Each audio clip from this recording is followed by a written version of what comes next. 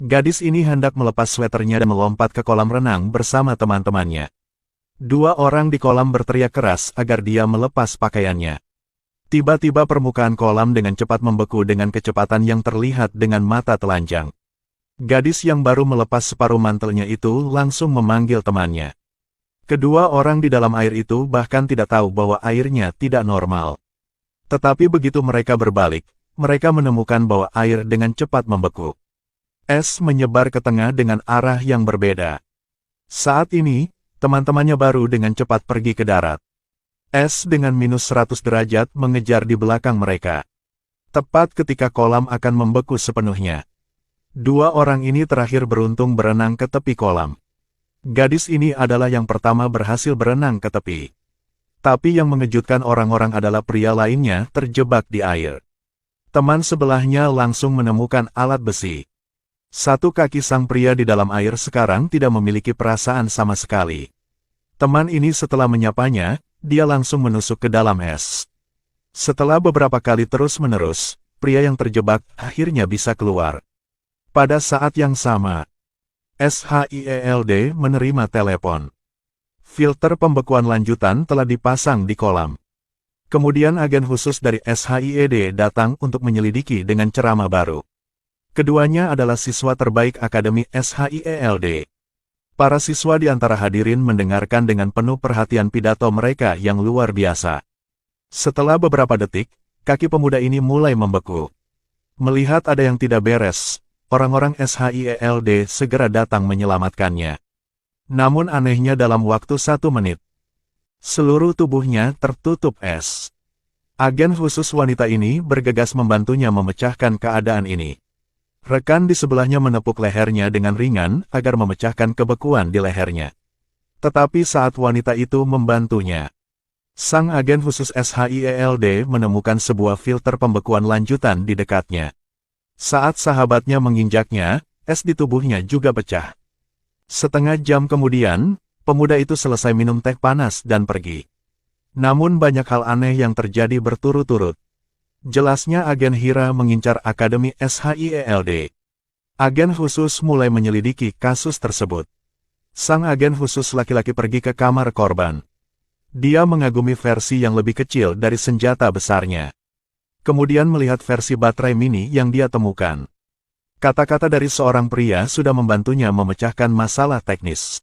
Namun tepat saat tim agen khusus baru saja meninggalkan lokasi asrama, rekan satu timnya menelepon dan mengatakan pembekuan sebelumnya adalah kesalahannya.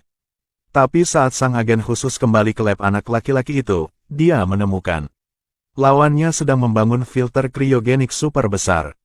Tepat ketika dia menasihatinya untuk memberikan filter kepada profesor, rekan satu tim bocah itu menyerangnya.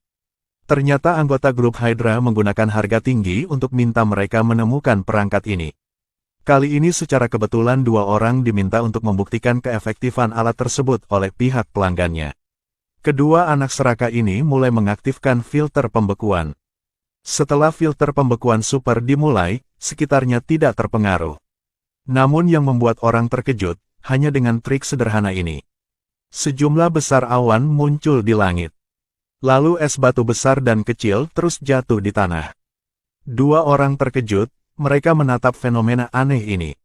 Bocah itu tidak percaya, mengambil batu besar itu. Tetapi saat ini, dia mengucapkan selamat kepada Fraser atas efek yang tidak terduga. Awan di langit semakin banyak muncul. Tanpa pilihan lain, keduanya dengan cepat berlari ke dalam mobil. Tapi anehnya banyak es batu besar jatuh dari langit. Tapi setelah setengah jam fenomena itu berhenti. Adegan di sekitar seperti akhir dunia. Topan super buatan manusia terbentuk di ketinggian 10.000 meter. Baru saat ini, bocah itu ingin berhenti freezernya. Karena jika terjadi badai salju, mereka berdua akan mati juga. Maka tidak peduli berapa banyak uang yang mereka miliki, itu tidak berartinya. Tapi saat mereka sedang terburu-buru untuk menutupnya, sambaran petir secara tidak sengaja mengenai salah satu dari mereka. Untungnya, pria itu dengan sulit duduk di atas. Teman sialnya tersambar petir. Pada saat yang sama, tim agen khusus menemukan fenomena aneh. Badai telah terbentuk, tak terbendung oleh manusia. Kemudian tim agen khusus menggunakan pesawat puluhan miliar untuk naik ke langit. Dari ketinggian yang mengerikan mereka mulai mendarat. Aliran udara besar-besaran dapat dirasakan dengan jelas. Akademi SHIELD seperti mengalami gempa bumi. Pesawat diterbangkan sekitar 1 jam. Akhirnya mendarat dengan selamat di tanah. Tetapi ketika agen khusus SHIELD pergi ke depan bocah itu, mereka tidak banyak bicara dan dengan cepat membawa mereka berdua ke pesawat. Pengemudi tidak berani menunda. Semua orang berusaha menyelamatkan bocah yang tersambar petir. Tapi setelah beberapa saat anak itu masih tidak bisa diselamatkan. Yang tidak diduga orang lain adalah pria ini juga memiliki kemampuan khusus.